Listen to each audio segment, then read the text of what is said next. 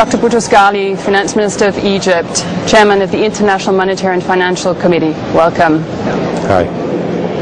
The 2010 annual meetings of the IMF and the World Bank are now underway. What are the big topics that will be discussed this year?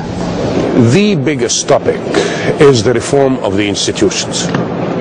It's time that we implemented all those reforms that we said we needed or that we agreed we would do. The second biggest topic is the world economy. Are we out of the woods?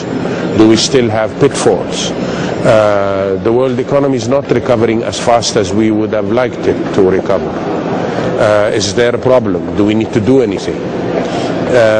We had all the intentions of rebalancing the economy. The deficit countries had to move into surplus, and the opposite had to happen. It's not happening. Now, why is it not happening, and what is it that we can do to make it happen? And of course, as a symptom of all of this, there is the sort of ongoing discussion, fairly vivid, about exchange rates. And that too is an issue that needs to be addressed, and an issue that needs to be addressed within the confines of the IMF. So when the International Monetary and Financial Committee meets, will exchange rates be on the agenda, and what progress do you think will be made? Look, the exchange rate will be on the agenda, but typically it will not be on the public agenda. These are issues that you solve quietly, in closed rooms, and try and find the common ground of all the parties involved, and try and come to some sort of understanding about how we want to deal with the issue. The exchange rate is one symptom of a deeper problem. And typically that problem has more than one symptom. We just happen to latch on to the more obvious one. But there are other things that can be done to address the same issue and resolve the same problem. This will need to be handled quietly and in a spirit of cooperation, a spirit of common interest, but it will need to be handled quietly. Tied up with the issue of exchange rates is the wider issue of rebalancing the global economy. Will ministers be able to make progress on that? Well, the more we talk about the issue, the more progress we make.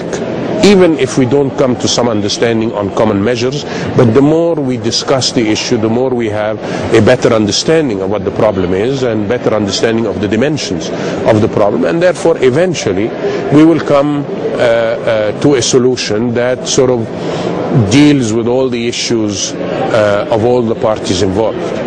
These things take time, and they take a lot of effort and a lot of concentration.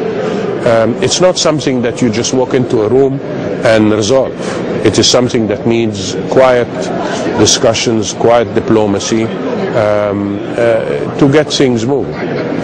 You mentioned also the issue of reforming the way the International Monetary Fund is run as an institution. What do you think will happen on that particular issue? We were also hoping for quite a bit of movement during these meetings. I'm hoping we're going to come to an agreement on what it is we need to do, so that the leaders of the G20, when they meet in a month or so, take the decision, and we're done. All the elements are almost there. We have all the bits and pieces. We just need to string them together, agree on a final shape, and give the go-ahead. This, I hope, will happen this time.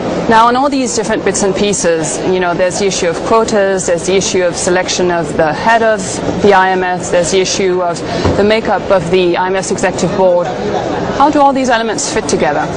They all fit together. It's part of one global package. Last year, I called for a package whereby each participant, each party to the negotiation would find some element where he would say, we won this, we gave up that, but we got in exchange this. And unless we have a package where each and every party can say, I have a piece that is for me, we won't have an agreement. And I think now all of the elements you just mentioned are part of that package, where each party is going to point to one piece where he has achieved a small victory, even though there's another piece where he has had to give up something.